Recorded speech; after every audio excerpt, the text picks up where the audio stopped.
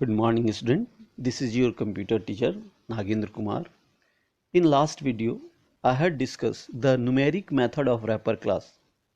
In this video, I am going to discuss the method of character wrapper class. So character wrapper class. The character class is a wrapper class for the primitive data type and it wraps a value of primitive data type. A value of primitive data type character in an object. The character wrapper class provides us several methods to manipulate the character type data. Now I am going to discuss some important methods of character wrapper class one by one. The first one is character is letter. This method is used to check whether a given argument is a letter or not. It checks the given argument, the past argument is letter or not. It returns the value in either true or false. It returns the value in Boolean type value, either true or false. For example, Boolean P.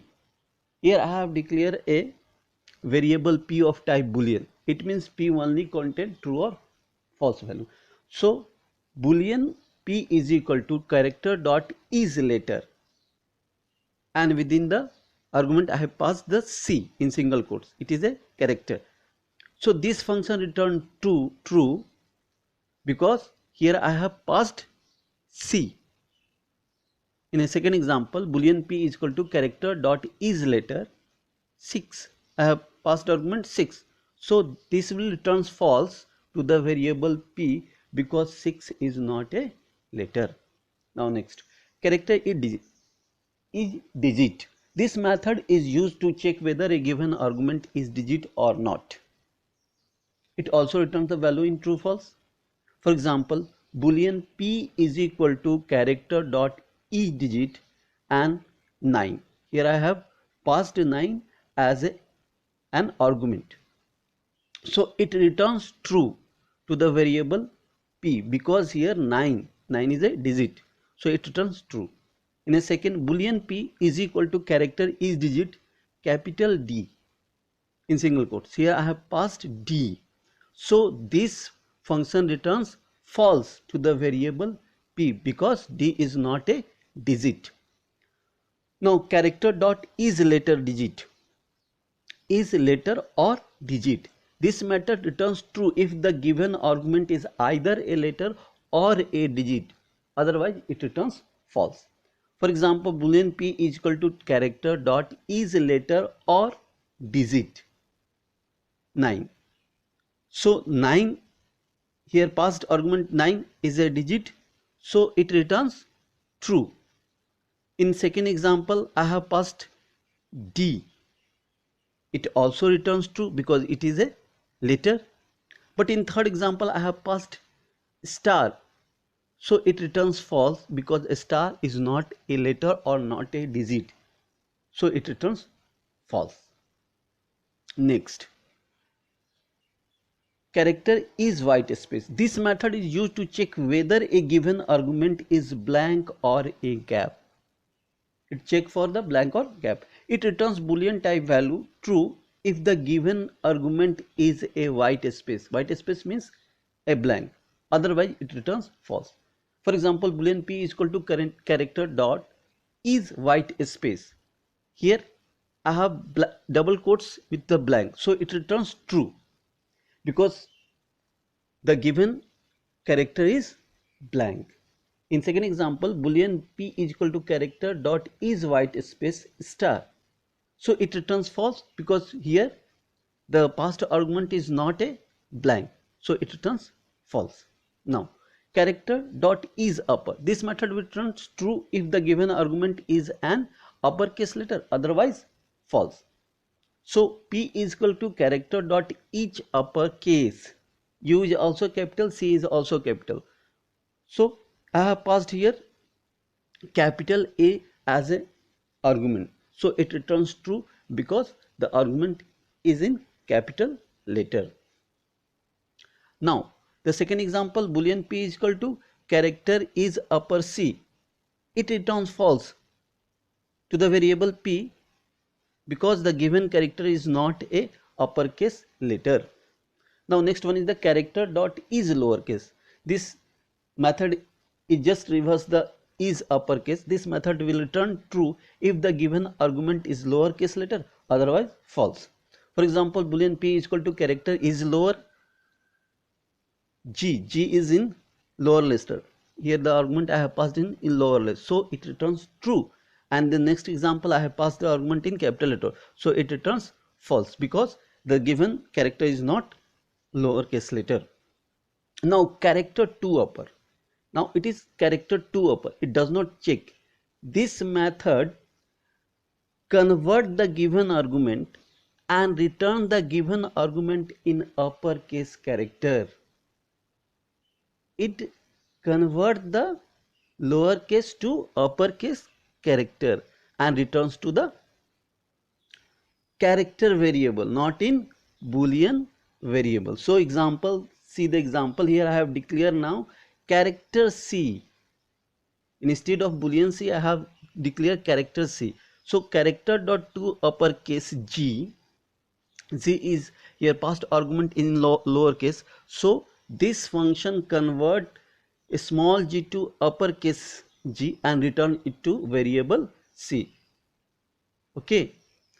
Now in a second example, character C is equal to character dot uppercase G in capital letter. So what happened if the given character remains in uppercase letter, then it returns the remain same thing in uppercase letter. So it returns G to the variable C. Now third case, character C is character dot to uppercase and a special symbol I have passed, that is question mark. It also returns the same character because the given character is not a letter. Now character dot to lowercase. This method returns the given argument in lowercase character. It converts the uppercase to lowercase and return within the variable. So for example, C is equal to character dot lowercase a is in capital letter.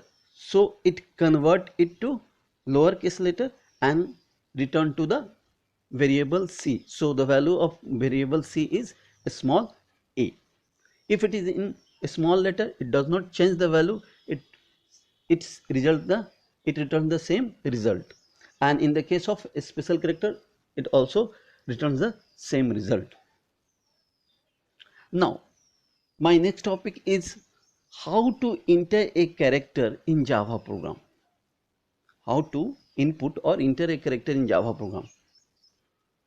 To input a character in Java program,